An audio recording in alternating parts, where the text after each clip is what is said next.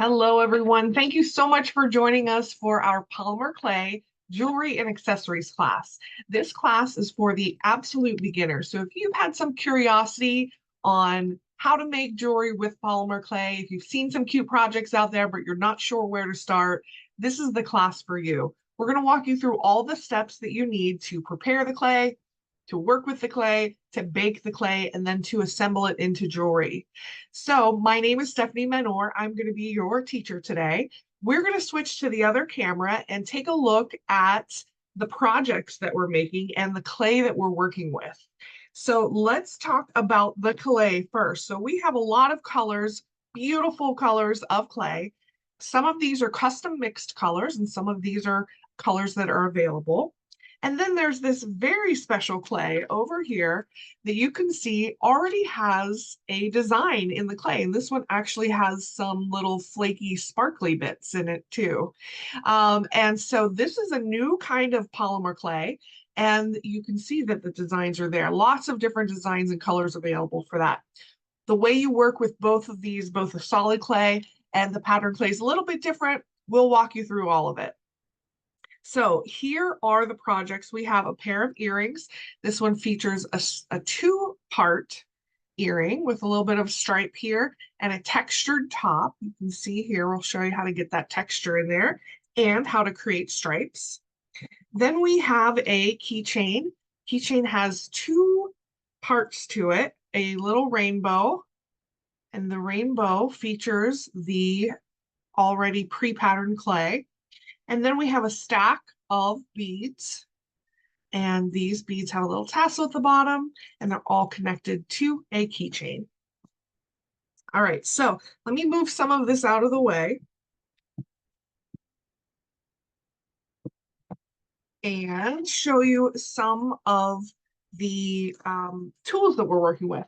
If you have any questions, do feel free to ask them in the chat. I just saw a chat there. It's asked, can you use any clay? And I'm guessing that is from someone who knows that there are a lot of kinds of clay out there. The clay that we are working with is polymer clay. Polymer clay is something that goes into the oven. It's oven-baked clay. And it only goes into a kind of a warm oven. It's 250 degrees for 20 minutes, so it doesn't have to cook very long, but it does need to go into the oven to turn into a wearable piece. All right, so we have some cutters. These are circle cutters in 3 different sizes.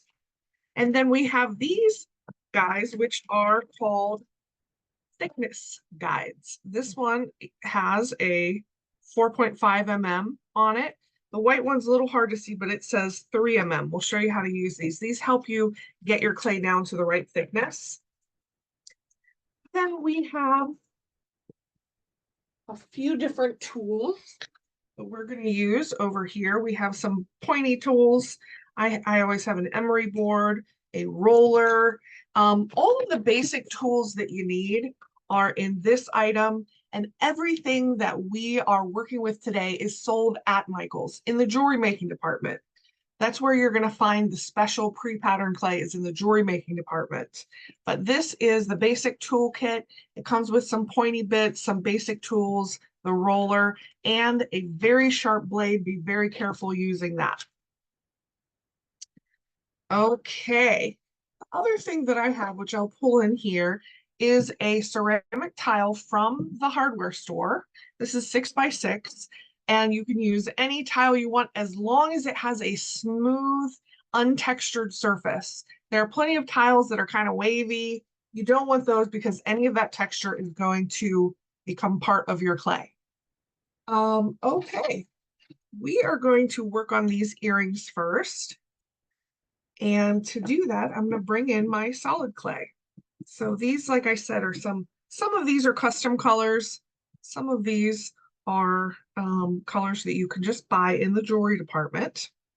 And you'll notice that the first thing I'm doing here is just kind of kneading them. I've already done this, so they are already kind of warm and pliable. But this process is called conditioning. And you do, anytime you're working with solid clay, you do want to condition your clay. It should be warm, pliable, and you should be able to pull it and work with it very easily. This is conditioned clay. Now the clay, depending on the colors, it may transfer to your hands. I've been working with this black, almost black clay, and it, you can see, sometimes gets a little bit on your hands. That is normal and that is okay. It varies by clay brand and by clay color. You'll also notice that some of your tools, if they're white, they may get a little bit of staining on them. And this is normal too. It doesn't affect how it works, but just doesn't look so pretty on camera. But this one is well scrubbed, just does get a little stain sometimes. All right, so I'm going to break off a little piece of this black clay. And I am just going to roll it between my hands until I have a little snake. Then I can put it down on my surface and kind of work with it. Now, on my surface, I did have some little pieces of clay of another color. So you do want to be very careful with transferring color. It will transfer. I just kind of picked that out with my nail. So if little crumbs of clay are left over from your last color, it will transfer to your new color. All right, so you can see what I'm doing here. I am going to bring in any flat, shiny object. I'm going to use the thickness guide. This isn't the typical use for this, but it is flat. And if I go like this, it just helps me not get my fingerprints on here on this little snake that I'm making. All right, and I can kind of pull it to thin it out. There we go. All right, so I want to do that with a few different colors. Just taking a little bit, and you don't need a lot. Taking a little bit, rolling that out, and this is how we are going to start to make our stripes. Once I get it about like that, I bring something smooth in there and just gently, it just makes it perfect. All right, taking a little piece of the next color. It's about how much I'm taking. Even that is more than you need.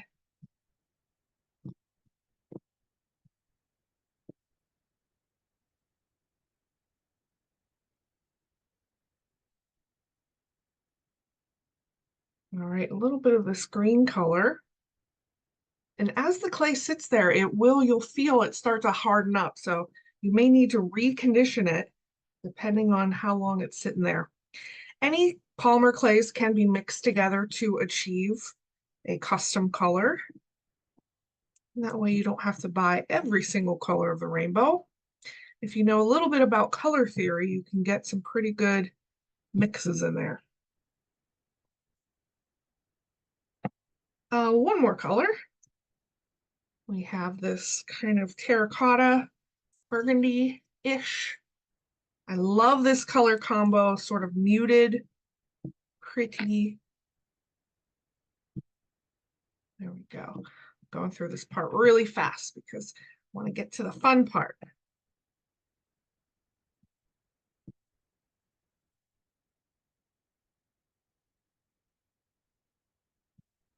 All right, so now we're going to start to make our stripes. And to do that, I'm just going to line these up one by one. And I do want to think about color here. So I'm going to put the black here. And then this. Nope, then this.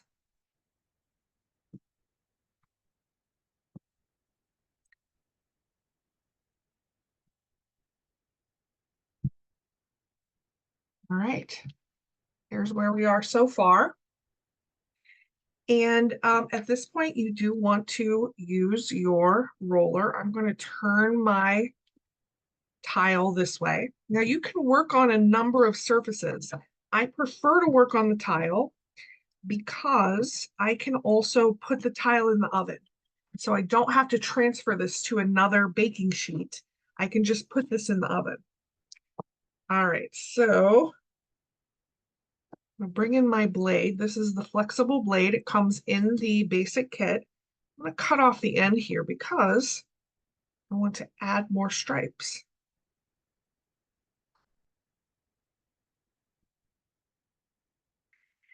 And in fact, what I can do is I can cut off kind of in the middle, can scooch my blade under to pick this up. And I am going to place this over here. Or over here. Nope, I like it like this. And so this designing part is really up to you. This is where you get to add your kind of creation to it. Give that a little bit. All right, and your stripes, they're not going to be perfect. Especially if you're like me who rushes through. You're not going to have perfect stripes, but I love this look. I like a look where it's not perfect. All right, so at this point, we're ready to cut it into a shape. So tons of cutters are out there in the market. These are the cutters that we are using. They come multiple cutters in a pack. They are plastic. You'll mostly find cutters in plastic or in metal. The plastic ones just come in more cute colors and functionality and patterns. All right, so here is my circle cutter. And this is a little dish of cornstarch. And I like to dip in the cornstarch first before I cut because it'll help me remove this. All right, cutting that. And of course you want to cut two because you're making two earrings, if you're making earrings.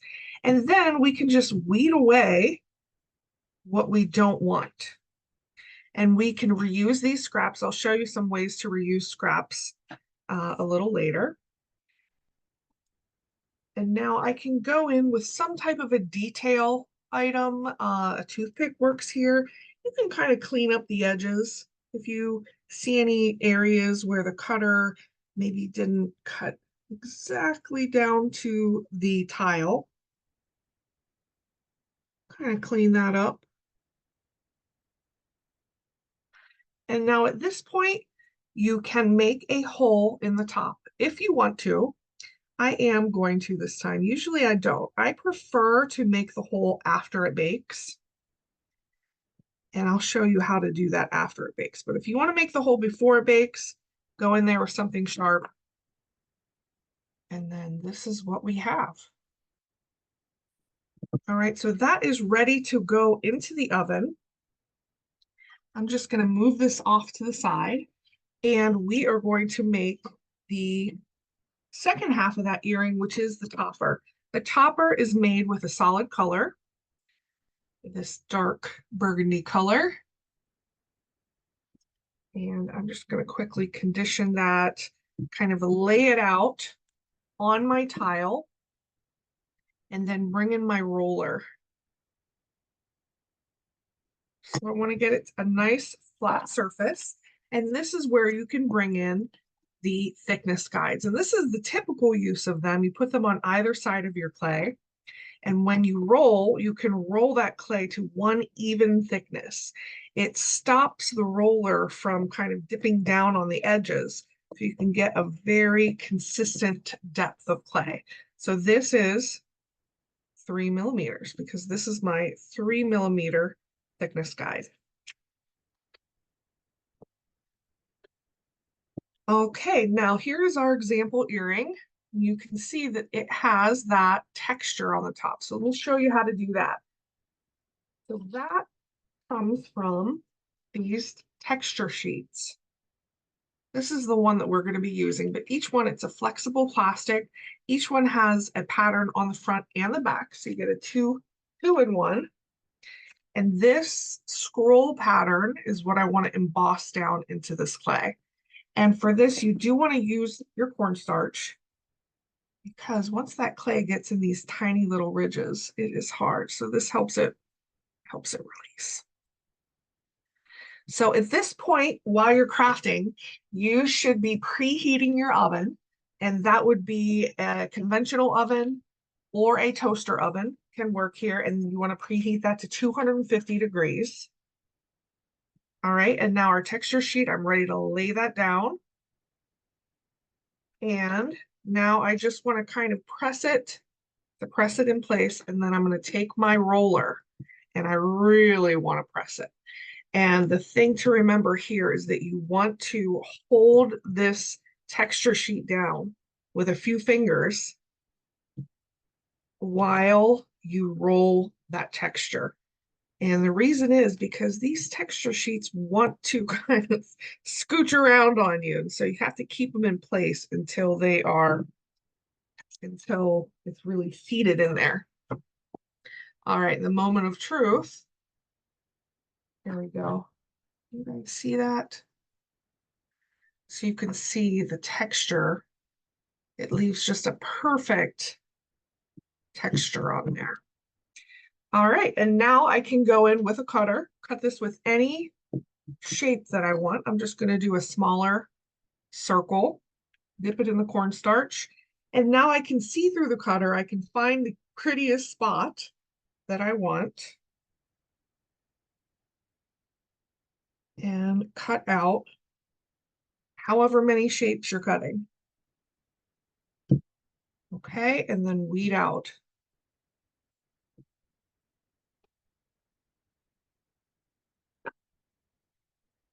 And don't worry about the extra cornstarch. That is going to come off in time.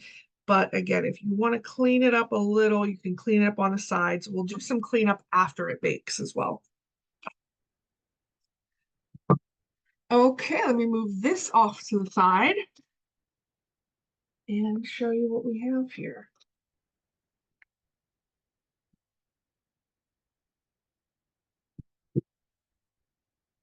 All right, this is what it looks like after baking. And actually, let me, you can also use your blade to kind of clean up any clay residue left after baking. You have a nice clean surface to work with. I always keep a damp microfiber cloth. Just give it a little cleanup and you're ready to go. Okay, so these are the two shapes that I made. This one has one of my hairs deeply embedded in it. So let's rip that out. But you can see we did not pre-create the hole. Let me show you how to do that. Let me get my drill. So of course, if you have an electric drill, a little Dremel drill, something with a very fine point, you can absolutely drill these out. But all you need is a tiny little hand drill like this. Find where you want that hole to go. And one side of it kind of goes into the palm of your hand. This is also sold at Michael's. And you'll find this in the jewelry making aisle as well, but in the UV resin section. So just a few twists and that has already popped through. Very, very simple. And see this little like confetti? I look at it as confetti. We're going to reuse that too. I'll show you how to do that. Now on this piece, we need to drill two holes. One at the top, one at the bottom. You can see like what a clean hole that makes. That's why I like to drill after I bake. I just feel like I get a more consistent, more professional, clean looking drill hole.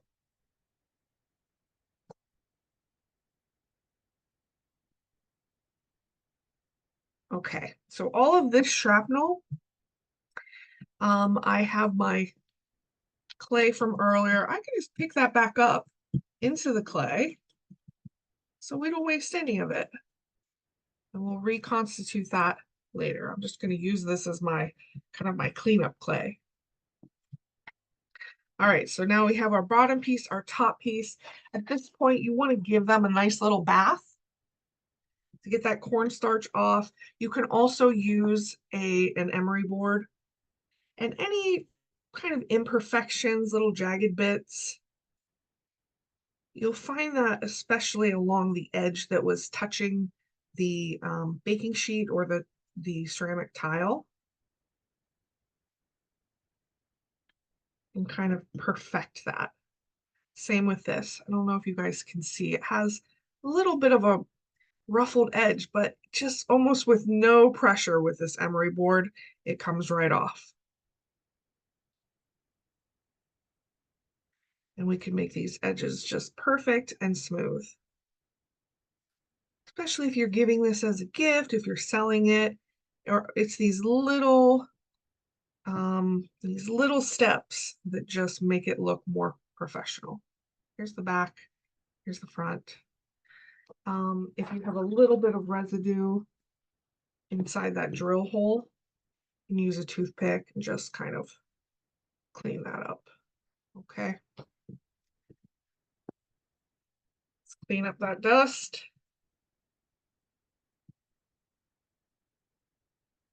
All right, and we are ready to assemble. So feel free, like I said, to ask questions in the chat. We have some folks on the from Blue Moon Studio that are answering questions for you. If I see it, I will try to answer it here on air, but I don't always see it. Okay, so I have some findings here. What I really need are some jump rings. Actually, let me get some larger jump rings. If you are new to making jewelry, you're going to want something like this. This has gold and silver jump rings in every size. And I'm going to need two.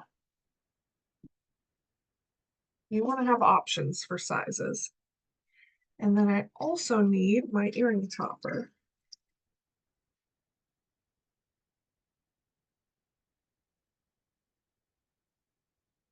Here we go. And you can use any kind of ear wire. This is the classic French ear wire, but there's a lot of different styles of ear wire findings out there, kidney style or stud style. You use whatever works for you. But let me show you how to put this stuff together. So you're going to need some basic jewelry tools. This is like a needle nose plier. It helps to have two of them. This plier that I have over here is a round nose plier, but it'll still work. You don't have to have two. I like to sometimes do it with my fingers as one. So here on the jump ring, there's a break in each jump ring. I can see the ends come together right at the top. So I want to situate my plier on one side of that break and my fingers or another plier over here. And now turn it this way so you can see what I'm doing. You want to twist it so you're bringing one toward you and one away from you. That's how you open the jump ring. And then slide this on and slide this on. And then here's where I usually need to use two. I grab that, and in the opposite motion that we did, we close the jump ring. Okay, so those two are now connected. Now we just need to do the same thing to connect the ear wire. So open that up, put that through, and add the ear wire. And we're going to close it up. And there you go, you have an earring. So possibilities are endless here with these earrings. Multiple colors, multiple shapes available. There are so many fun shapes available in the cutters themselves. You can really have, I love the Southwest one. You can really have a blast playing around with matching an earring topper and a bottom in things that look cool to you and colors that look cool to you and textures that are awesome. So this is sort of the very basics of creating a two-part earring with two different texture techniques, stripes versus kind of this scroll. Okay, so that's the first project. Are you guys with me? Okay, so a question in the chat about baking and brittleness. So here, let me show you, this is another piece of baked clay. This is what the clay should be like when it's done baking and cooling. It should have a lot of flexibility to it. You can see this is probably about 3 mm deep. If your clay is brittle, it usually means that you needed to bake it for longer. So feel free to bake it for up to 30 minutes even at 250 degrees because our ovens may not be exactly at 250 degrees. Maybe you have that in a spot that's at 225 degrees. And so it's not getting fully baked in that 20 minutes. So bake it for longer. At a 250-degree oven, the chances of burning it are very, very low. So I always err on the side of over baking a little bit.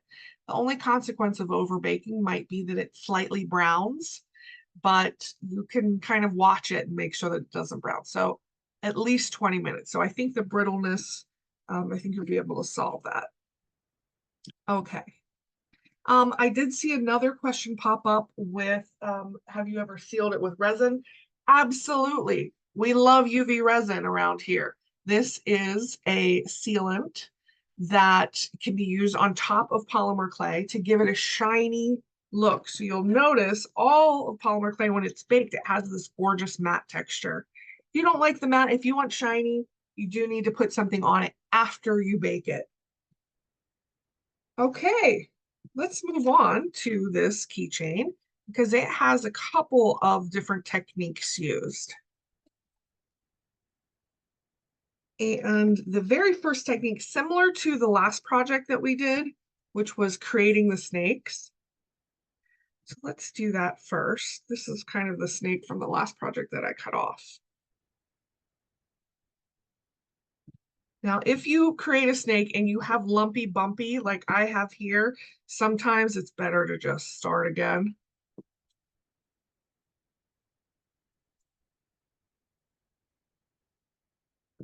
And sometimes you can kind of buff that out with your fingers and then bring in something to perfect the texture. Because guaranteed you're going to have some fingerprints in there. You're going to have some fingernail marks. All right, so again, we are making some snakes, these different colors. And when I'm doing this, I want to try to make those snakes all the same size to make this rainbow. So I'm really paying attention to what this size this one is, kind of using that as my guide.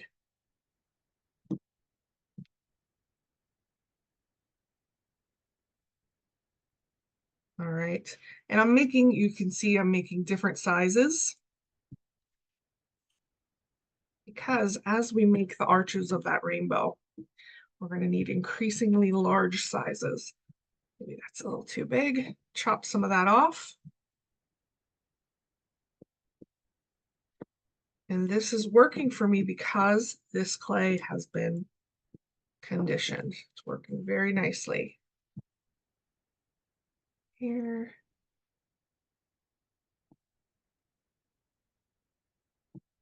Now we are going to bring in some of this patterned clay. So I want to show you how to use this. Let me just open up this package. This is exactly how it comes from the store. Inside you'll get some instructions and then the clay itself, which is packaged in this clamshell. You want to keep the clamshell because this is a great little storage for your leftover clay. Here's the clay itself. It is also wrapped in some plastic wrap, so you want to get that out of there. Like I said, lots and lots of different colors and patterns available in the jewelry making department at Michaels of this clay. And in particular, this pattern clay is great for beginners like you because to make some of these patterns is very difficult. So here is the clay.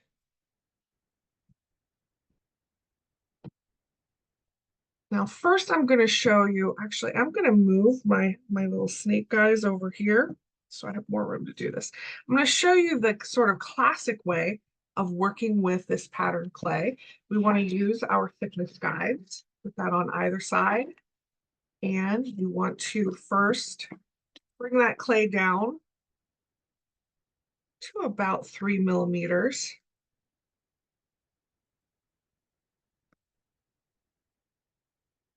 So notice that I did not condition the clay first.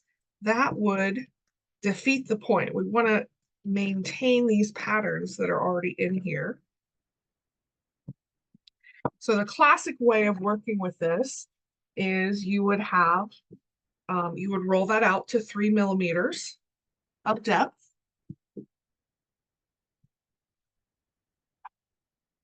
And then take a cutter of your choice, dip that in some cornstarch, and look through here to find kind of the perfect placement and press that down.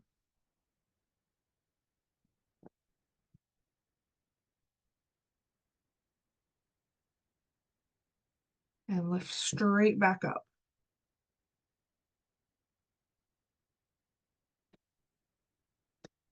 Okay. And take my blade. I'm just going to cut out around this. And then weed out around this arch shape that I've created. If you can't get your fingers in there, you can use a tool to help you lift that up. Okay, so this is the classic way. What we are going to do with this clay right now, though, is I'm going to sneak a snake off of the side here. I'm going to move this off to the side.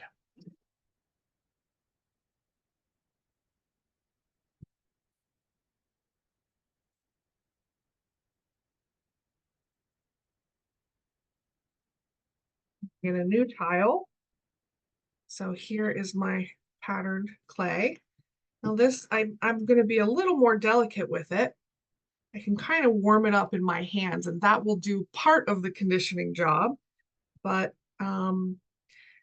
it has right now kind of square sides because I chopped it off of a square or rectangular item. So I'm rolling it in my hands first. Then I can roll it gently here, and I'm going to create a snake of this pattern. It'll retain that swirliness.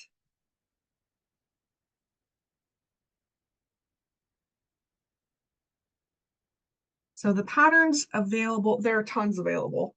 While I'm doing this, I'll bring in some to show you. This is one of my favorites. You know how hard it is to create a leopard pattern in clay, but we make it easy for you. We also have some cloud patterns. These are all pieces that I've cut before. Some marble patterns. Really, really cute stuff. All right, I'm going to chop that off. All right, that little guy's ready. Now we are ready to assemble all of these snakes together.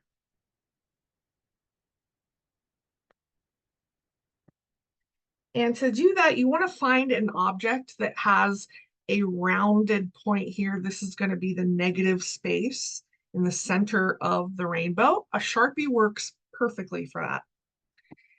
And a little trick for you is stick some clay down, and that'll hold the Sharpie in place. Okay, and now we start wrapping around. I am going to start with this one.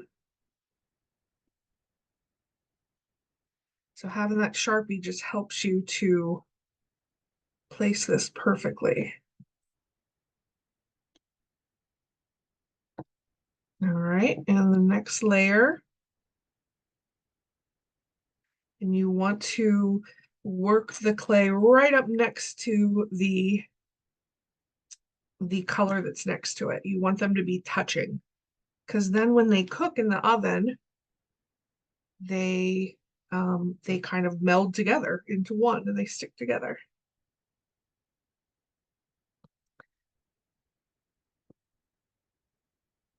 Should we go black next or this color next? I think it's gonna have to be black.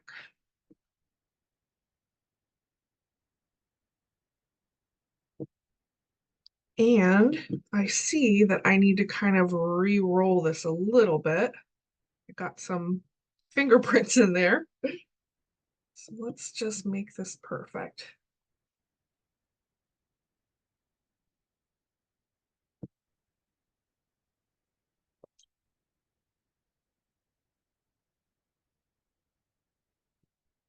And just laying it around there. Don't worry about what's happening down here. We're going to chop that off. We're going to give this whole rainbow a haircut. And I'm just scooching it up right next to the last color. And let's put our final color on here.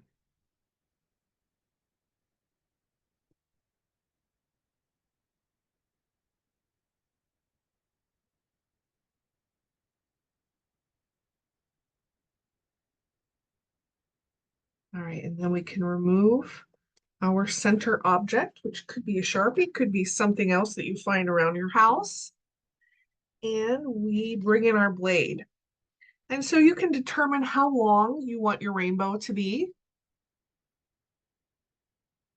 Thank you, Sarah. Great question in the chat. The strips, if your clay is sitting next to each other in the oven, they meld together. You do not need to use glue if you're doing clay to clay. If you're doing clay to metal, you'll need to glue it. All right, so you can decide how long you want your rainbow. They're kind of cute when they're long like this, but let's do somewhere right in the middle. Let's do there. And these little scraps, I'm going to add to my scrap pile. And at this point, I can kind of just fuss with it just a little bit, just to make it perfect. And make the hole if I want to make the hole beforehand, or I can drill it afterwards. And that is ready to go into the oven.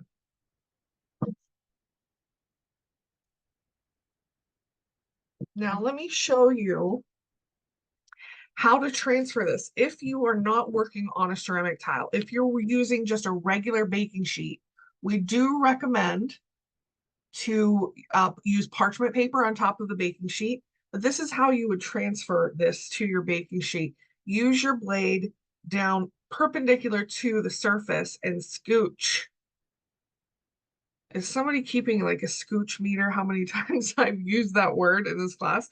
But this is how you move it.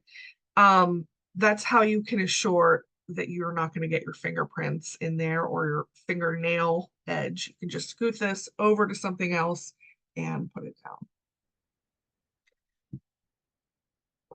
All right. Okay, so the next thing we need to make is this little stack of beads. These are individual beads. And there are a lot of ways to make beads out of polymer clay. This technique that I'm showing you here is one we haven't done before in this class, but it's super fun. So let me show you. I'm going to grab some clay, which I'm just going to kind of roughly flatten out. You do not have to be perfect here. And then we bring in a cutter.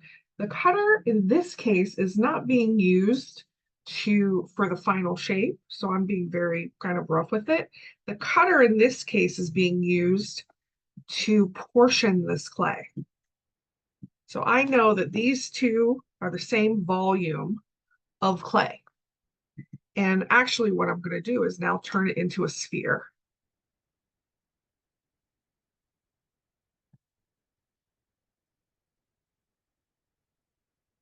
And we want to make this sphere as close to spherical as possible because it will help it be more uniform in the next step. All right, let's do the same thing over here.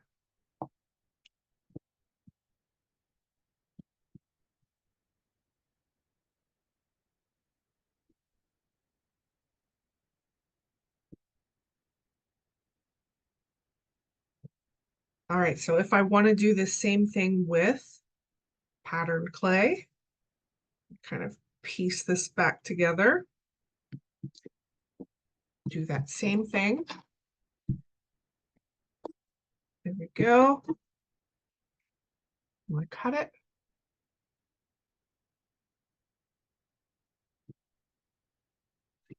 another one here on the edge.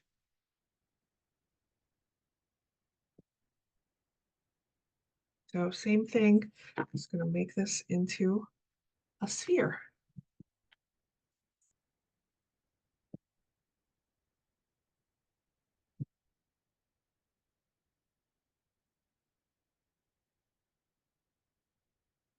Same thing here.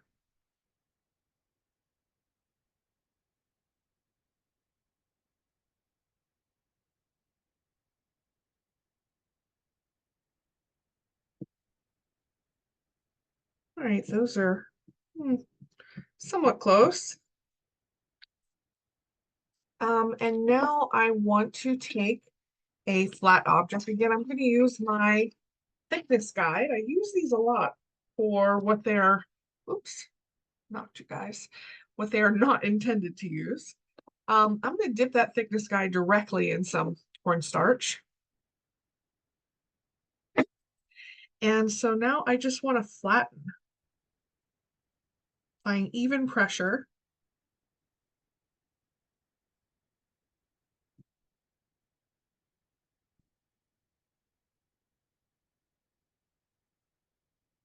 And this is an easy way to make rondelle-shaped beads. Kind of paying attention to their overall diameter as I smush them down. And for these, I am going to make the hole before I bake.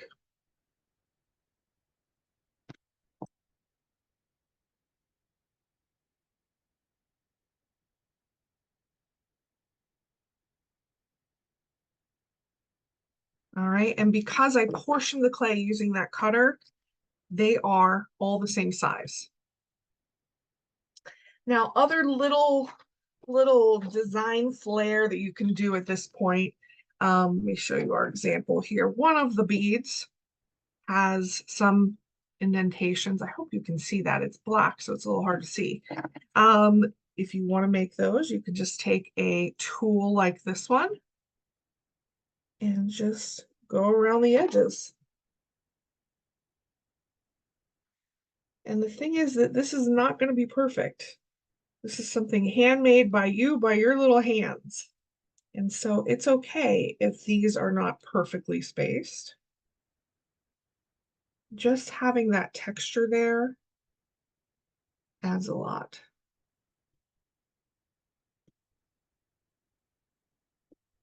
Turn this around.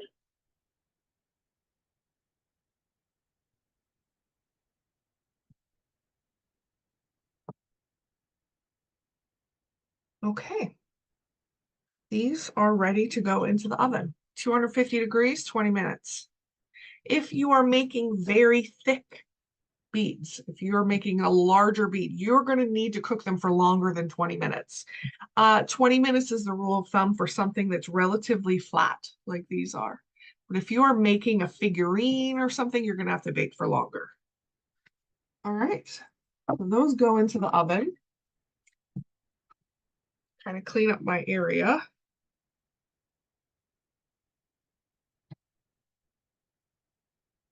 And let's bring out some things that I have already baked. So here is our rainbow that I already baked. And some more beads. These. And of course, a tassel of your choice. We are going to need some findings. Some keychains, some eye pins. These are eye pins. See, it's got like a little loop at the top. And some jump rings. So let me show you how to assemble this all together. First, let's do the beads. So we are going to take a head pin. Sorry, not a head pin, an eye pin. The difference is the head pin has like a nail head, and this has a loop head. So it's called an eye pin. All right, so we're going to string these on in the pattern that we want. You can see I've made some other kind of swirly ones.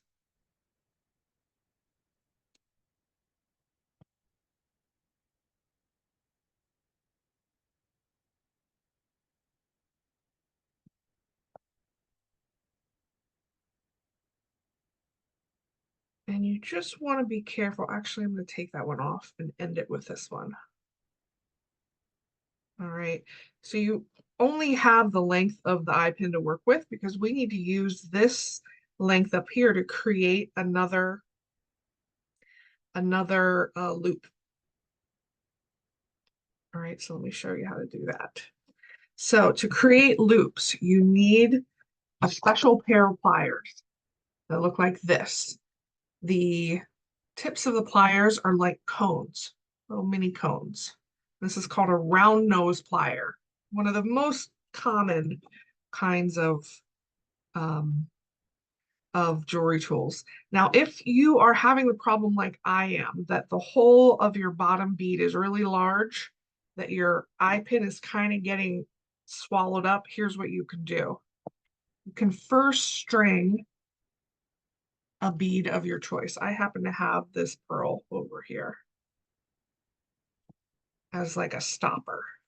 Let me restring these.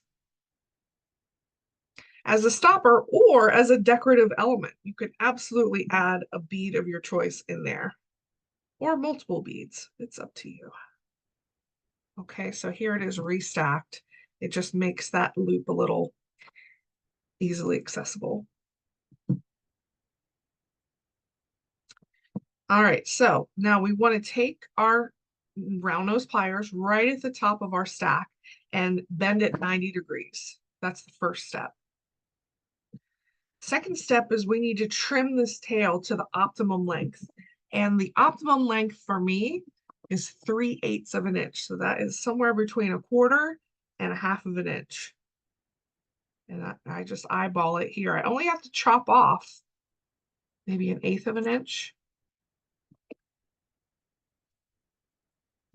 So that is now, that tail is the optimum length. And then I go in again with my round nose pliers and I grab just the very tippity end of this and get a good grip on it, because with it gripped, I'm going to turn my wrist toward me and I am turning that wire back on itself. And when my wrist can't go anymore, I have to let go and reposition my pliers in that same spot so that I can continue. And you can kind of fix it perfectly if you want, but that's how you make a loop. This is called a simple loop. There are many loops out there. This is the simplest one. Okay, so we've got that unit put together. We do want to add our tassel to the bottom. And so what I can do is, instead of using another jump ring, you can just open this bottom part of the eye pin like it's a jump ring. Just kind of open that up and put on your tassel. Make sure your bead doesn't try to escape. And then close up the eye pin. So now we have a tassel. These would make some super cute earrings. Oh my goodness. Projects. Love it. Okay, so then we need a jump ring, and we're going to attach that jump ring to the eye pin and then attach the jump ring to our key ring. This is a standard key ring. Let me open this up. Go through here, and close it up.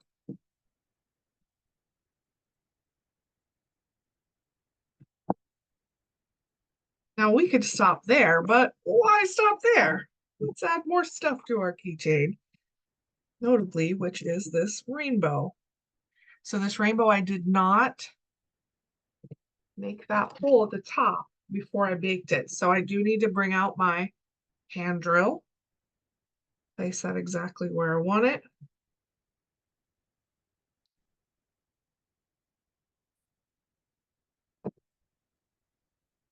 Drill perfect hole. Let me clean up all this stuff here.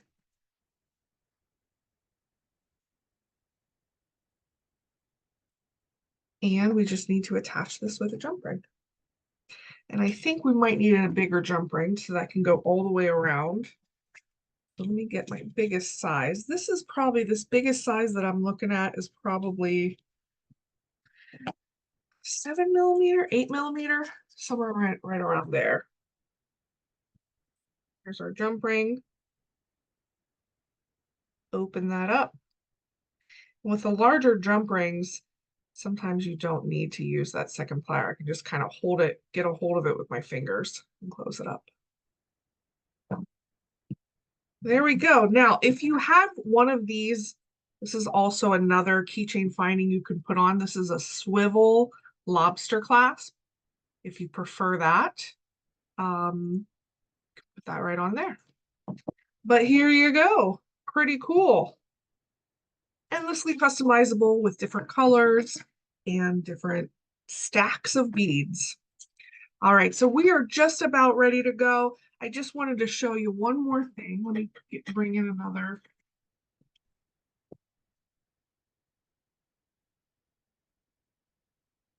Clean that off. So this is our scrap clay that we've been working with. It's picked up all of our little bits and pieces. But those bits and pieces just make things beautiful. So I'm going to roll this out. See how we have our bits and pieces in there? It just kind of adds this textural element. And we can go in with shape of our choice.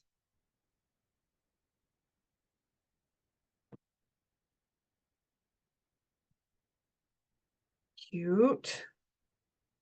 And let's pick another shape over here.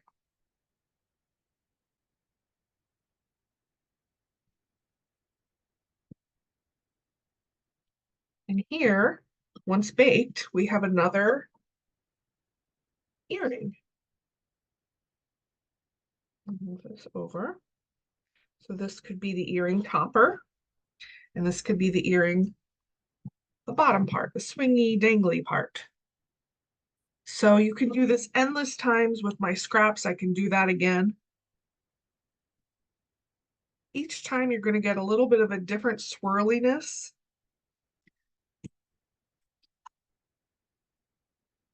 Roll that out.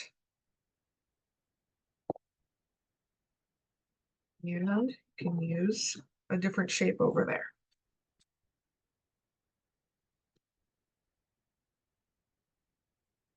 Now, if this happens, if you're using a cutter and you get overzealous like I just did, kind of recut it, repress it down, and gently remove it.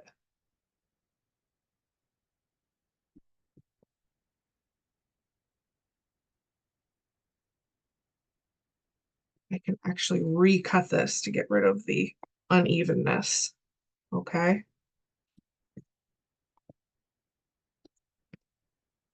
Ooh, this one, I think I rushed a little bit, but we can fix it. We can just recut it, re-roll it, and if it's a complete disaster, we can just pick that up and re-roll it. So I just want to show you how you can use every little piece of clay that you have. And when you get down to it, when you have a piece of clay that you want to save for next time, I use saran wrap. This one has a little hole in it, but I just use saran wrap. I put the clay into a little, and that's how I keep this in a bowl next to my work surface. And that's how I keep my clay that is already kind of mushed together. This is how I keep my clay that is still the pattern clay that's still in a slab. I just put it back in the packaging that it came in, and actually I have a shoebox where I can rifle through a bunch of these. Very convenient way of storing. Okay, guys, we are wrapping it up here.